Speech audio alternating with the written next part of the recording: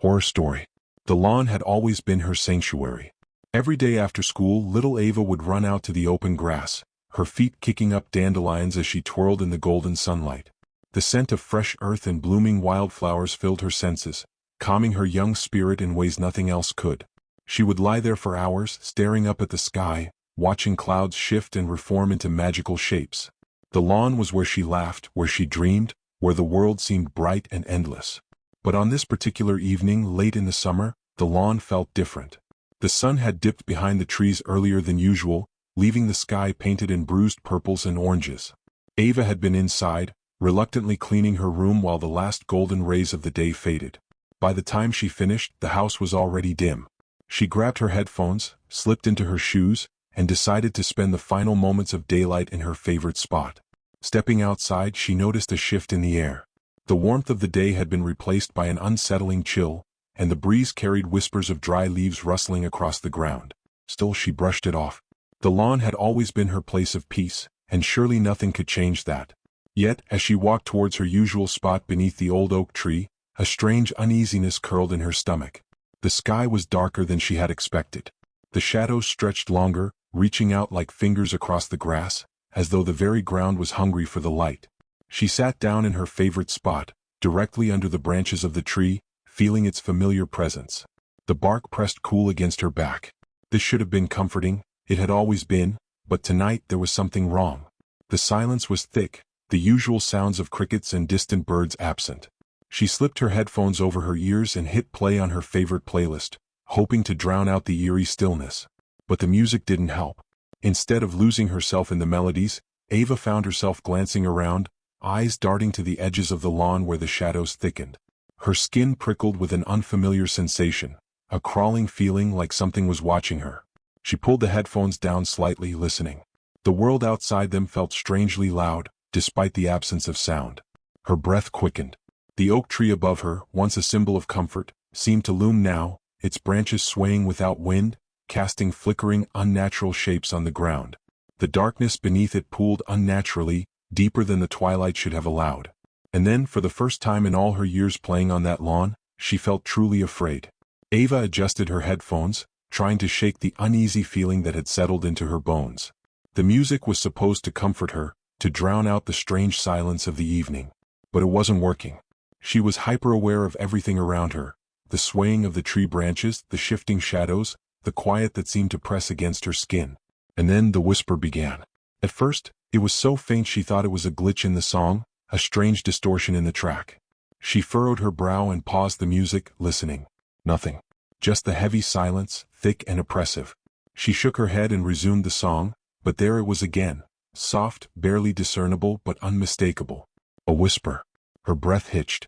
She yanked the headphones off and glanced around, her heart thudding in her chest. The lawn stretched out in front of her, empty, just as it always had been. The house was a distant silhouette against the evening sky, its windows dim and far away. Too far away. She was alone, or at least she should have been. But that whisper, it hadn't come from the house. It hadn't come from her music. It was something else. Something wrong.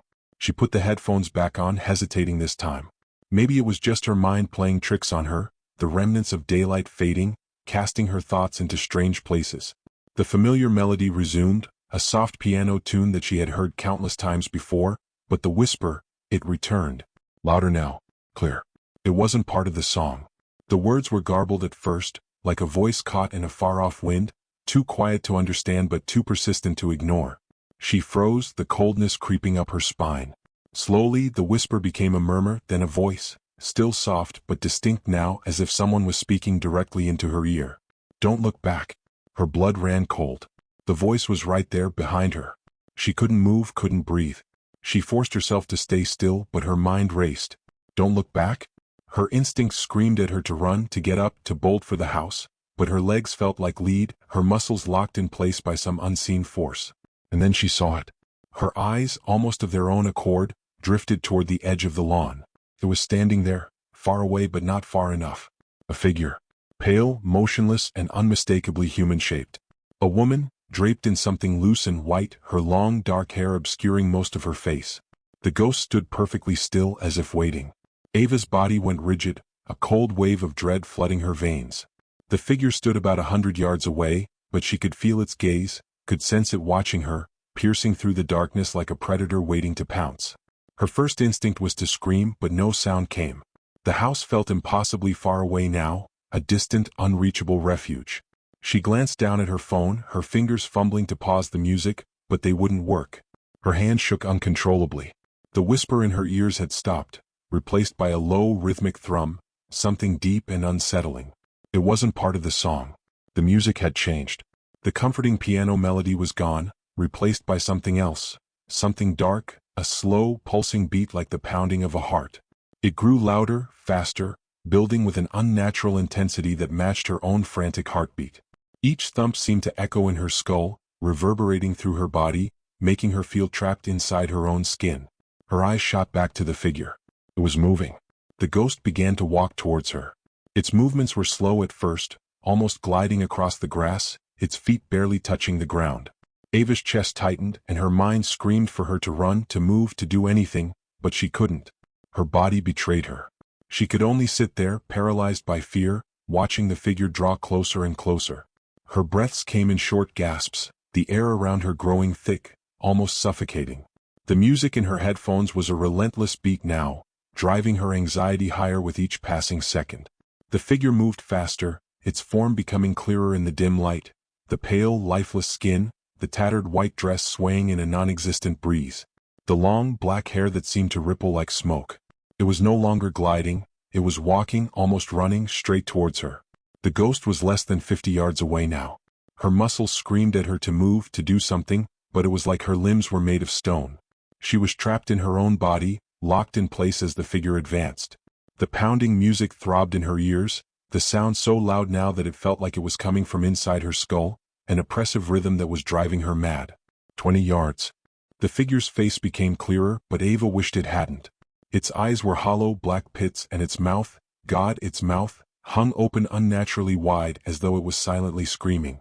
But there was no sound from it, only the relentless beat of the music echoing in her ears. 10 yards. Ava's vision blurred, her pulse hammering in her throat. The world seemed to tilt, spinning around her as the figure approached. She wanted to cry out, to scream for help, but her throat was dry, her voice stolen by terror. 5 yards. And then, in an instant, it was right in front of her. The ghost was there, inches away, towering over her. Its eyes bore into hers, its face twisted into a grotesque mockery of a smile, lips curling back over teeth that didn't seem to end. Ava gasped, her body finally responding, but it was too late. Her vision flickered, the world around her darkening as a cold, icy hand seemed to brush against her cheek. Everything went silent. The music cut out, the world dimmed, and all she could feel was a creeping, unbearable cold washing over her. Then nothing. Ava was gone. When her parents searched the lawn the next morning, there was no sign of her, only the headphones lying in the grass, still playing that slow, haunting rhythm.